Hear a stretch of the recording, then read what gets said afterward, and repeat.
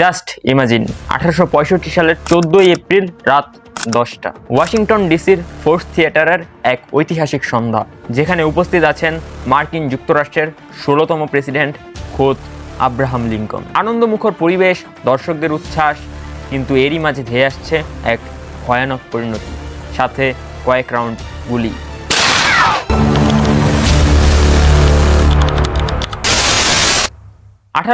সালের 12 ফেব্রুয়ারি হার্ডিন কাউন্টিতে জন্ম নেয় এক সূর্য সন্তান, নাম তার আব্রাহাম লিঙ্কন।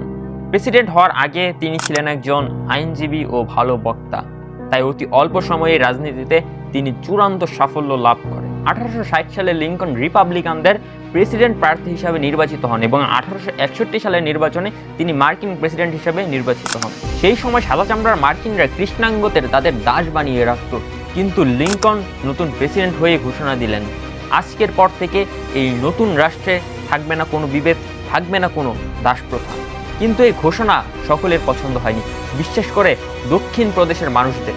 তাই মার্কিন যুক্তরাষ্ট্রের দক্ষিণের 7টি প্রদেশ মিলে গঠন করল কনফেডারেট স্টেটস অফ আমেরিকা। পরবর্তীতে সেই কনফেডারেটদের সাথে যুদ্ধ হয় লিঙ্কন সমর্থকদের, এবং যার নাম ছিল কোল্ড ওয়ার। তারপর এই কোল্ড ওয়ার শেষ হয় 1865 সালে, এবং খুবই দক্ষতার সাথে লিঙ্কন সেই যুদ্ধে জয়লাভ করে।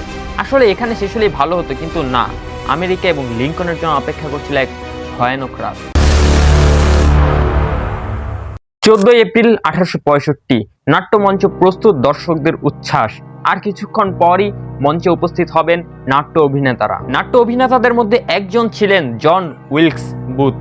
তিনি ছিলেন একজন কনফেডারেটের সদস্য এবং দাসপ্রথার পক্ষে। তাই বুথের শত শত দর্শকদের মাঝে শুধুই নজরে ছিল লিঙ্কন। তাই সকলের চোখ ফাঁকি দিয়ে বুথ প্রবেশ করলেন লিঙ্কনের ব্যক্তিগত কামরায়।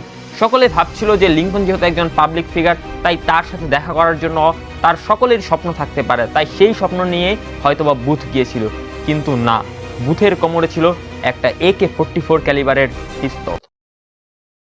আর কিছুক্ষণ পরেই একটি গুলির শব্দ, আর লিঙ্কনের মাথা বেদ হয়ে বের হয় সেই গুলি।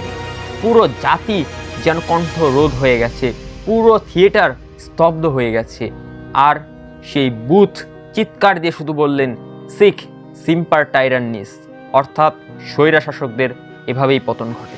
তারপর সাথে সাথে লিঙ্কনকে নিয়ে যাওয়া হয় হসপিটালে, এবং তারপর টানা 9 ঘন্টা মৃত্যুর সাথে পাঞ্জা লড়ে তারপর 15 এপ্রিল সকাল 7:22 লিঙ্কন তার স্বপ্নের যুক্তরাষ্ট্র এই পৃথিবী থেকে চিরতরে চলে যান। আসলে আব্রাহাম লিঙ্কনের জনপ্রিয়তা ছিল একদম আকাশচুম্বী, কিন্তু অন্যদিকে বুথের জনপ্রিয়তা সেই তুলনায় ছিল খুবই নগণ্য।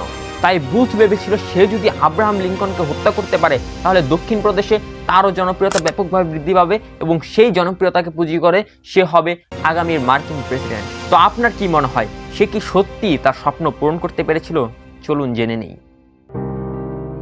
14 এপ্রিল লিঙ্কনকে গুলি করার পর বুথ মঞ্চ থেকে লাফ দেয়, কিন্তু পড়ার সময় তার বাঁ পায়ের হাড় ফেটে যায়, এবং তারপর তিনি ঘোড়ায় করে পালিয়ে যান। এবং পালানোর পর তিনি ডেভিড হেরল্ড নামক একজন সহযোগীর সাথে দেখা করেন। তারপর হেরল্ডের সাথে স্যামুয়েল মার্ড নামক একজন ডাক্তারের কাছে যান এবং তার পায়ের চিকিৎসা করান। তারপর বুথ এবং হেরল্ড মিলে দক্ষিণে পালানোর চেষ্টা করেন, কিন্তু তারপর তারা বুঝতে পারেন যে তার এই কাজকে দক্ষিণের মানুষজন সমর্থন করছে না। তারপর তারা ভার্জিনিয়ার একটি খামারে আশ্রয় যান।